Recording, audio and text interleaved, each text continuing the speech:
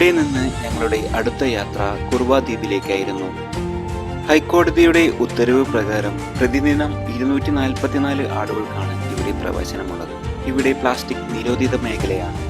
വലിയൊരു ചങ്ങാടത്തിലാണ് ഞങ്ങളെല്ലാവരെയും കുർവ ദ്വീപിലേക്ക് കൊണ്ടുപോയത്. കബിനി നദിയിലെ നദീതടത്തിൽ 950 ഏക്കർ വിസ്തീർണമുള്ള ഒരു ദ്വീപാണ് കുർവ ദ്വീപ്.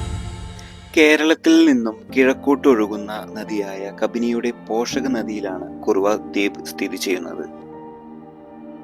ജനവാസം ഒട്ടും തന്നെ ഇല്ലാത്തൊരു ദ്വീപാണിത്. സംരക്ഷിത മേഖലയായ ഇവിടെ പല വിധത്തിലുള്ള പക്ഷികളും ഔഷധ ചെടികളും സസ്യങ്ങളും ഇവിടെ വളരുന്നുണ്ട്. ഏകദേശം 150ഓളം ചെറുദ്വീപുകളുടെ ഒരു കൂട്ടമാണ് ഈ പ്രദേശം.